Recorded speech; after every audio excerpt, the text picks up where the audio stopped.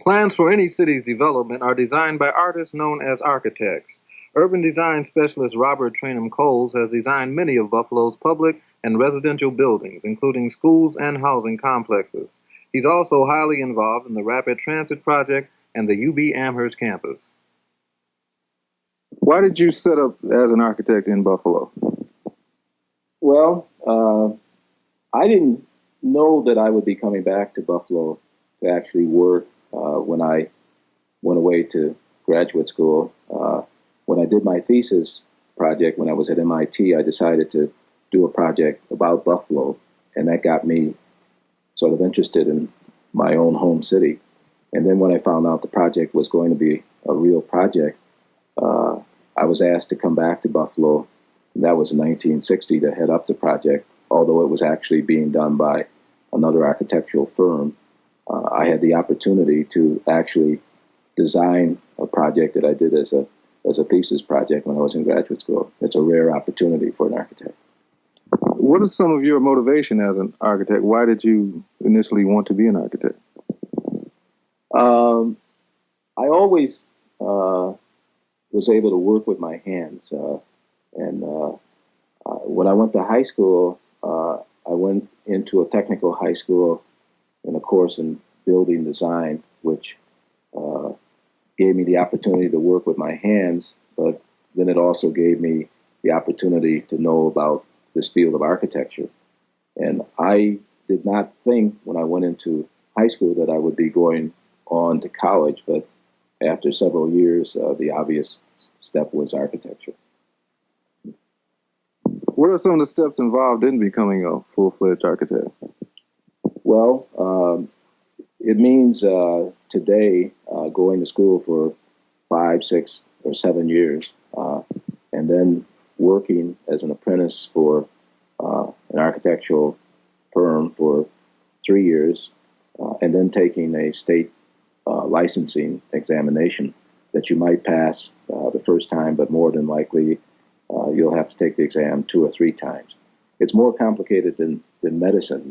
In medicine, the requirements are for interning for only 1 year, but architecture requires really a 3-year apprenticeship period or internship period. It is a profession that's governed by the police powers of the state because the health and welfare of people are affected by the buildings that we design, and so licensing is a prerequisite. What is the main thrust of your firm? We are really architects, urban designers, and planners.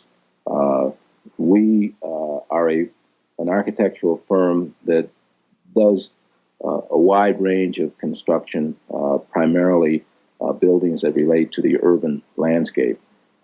In many respects, you might say we're in a public practice of architecture in that most of our clients are public agencies.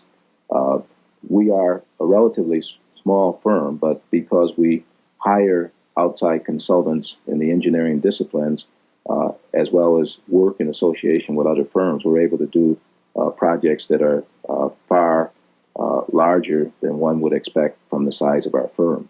An example is in Washington, D.C., we're working in joint venture where we're working on a $27 million office building for the District of Columbia. In Buffalo, we're doing the $13 million physical education complex for the State University of New York. And you have quite an input into the Rapid Transit Project, is that right? We were fortunate in being able to do the preliminary design on 3 of the 8 underground stations, and we are now actually working as a subcontractor with a Washington, D.C. firm on the Utica Station. And I guess right now, we're probably one of maybe 3 or 4 Buffalo firms that are working on the actual design of the station. Architecturally, what does the city of Buffalo offer? Buffalo has a rich historic background. It's a city that at the turn of the century had the rare combination of taste, talent, and money, so that some of the great architects of our times could work here. And so you have buildings by Daniel Burnham, who did the Utica Square building, you have the Prudential building by Louis Sullivan, and you have almost a half a dozen buildings by Frank Lloyd Wright, many of which are still standing in the city. On the other hand, it's residential architecture. Much of it dates back to the turn of the century, or at least 50 years ago. It is an older housing stock that may have to be replaced in the future. And so, in some respects, we might be able to save part of the core city, but I think that we will probably see a completely different city being developed in the future. The rapid transit that's being built now, I think, is really setting the new infrastructure for the city of the year 2000 and beyond. And it's going to be quite a different city than the city that we know today.